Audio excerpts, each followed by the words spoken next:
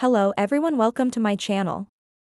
I hope everyone is having a wonderful day. Before starting the video, please go ahead and hit the subscribe button and give this video a like up. What started as a peaceful morning quickly spiraled into a storm of chaos, tears, and devastation that no one, not even Lily herself, saw coming. As the city buzzes with scandal, passion, and revenge, Lily finds herself at the epicenter of a secret that could burn everything she's built to the ground. Let's unfold this emotional firestorm, piece by piece.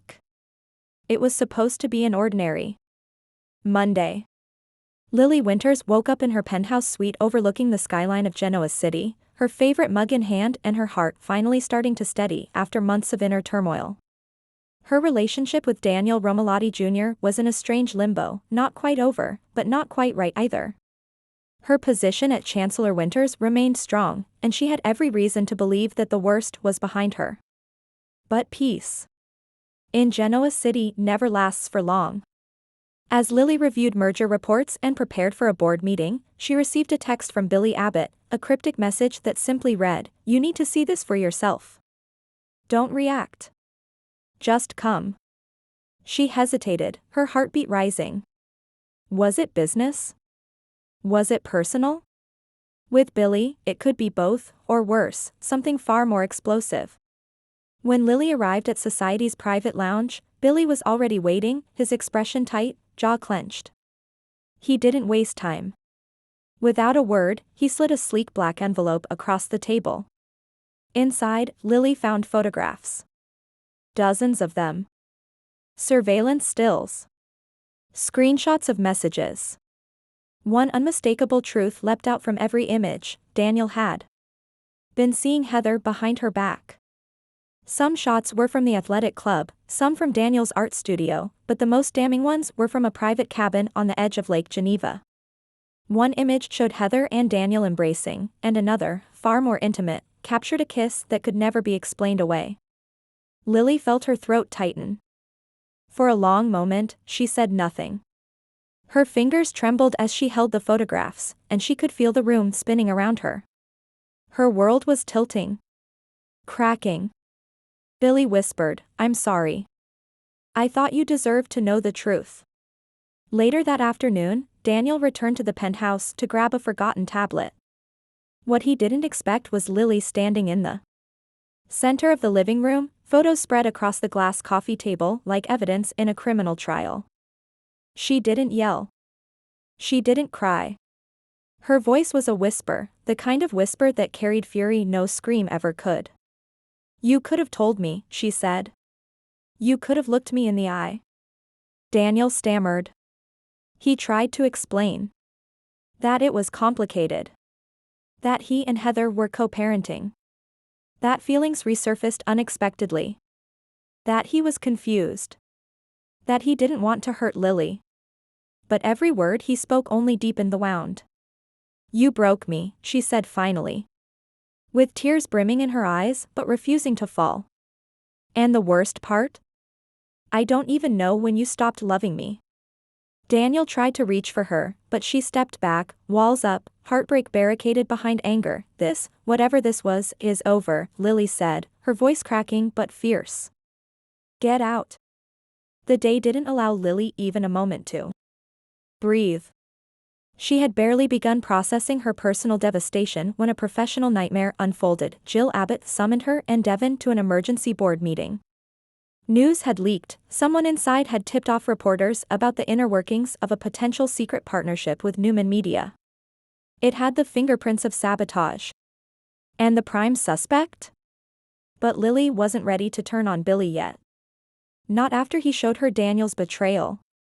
Still, the timing was suspicious. The only people who knew about the Newman discussions were Lily, Devin, and Billy.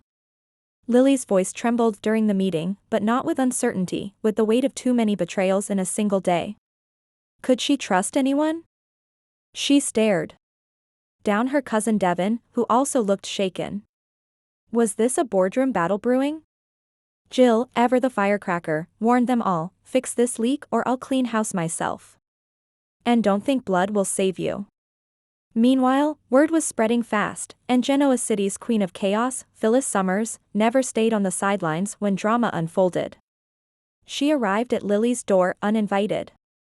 "Don't worry," Phyllis said, stepping into the room unbothered. "I'm not here to rub salt in your wounds. I'm here because I know exactly how it feels when Daniel lies to you." Lily didn't respond. But Phyllis continued, her voice unusually soft. "You're strong, Lily. But don't mistake strength for silence. If you need to destroy him, I have receipts too." It was a strange olive branch.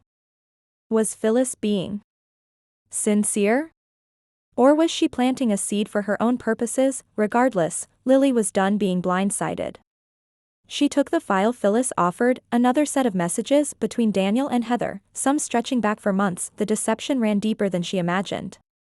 Back at Chancellor Winters, Lily found Devin waiting in her office.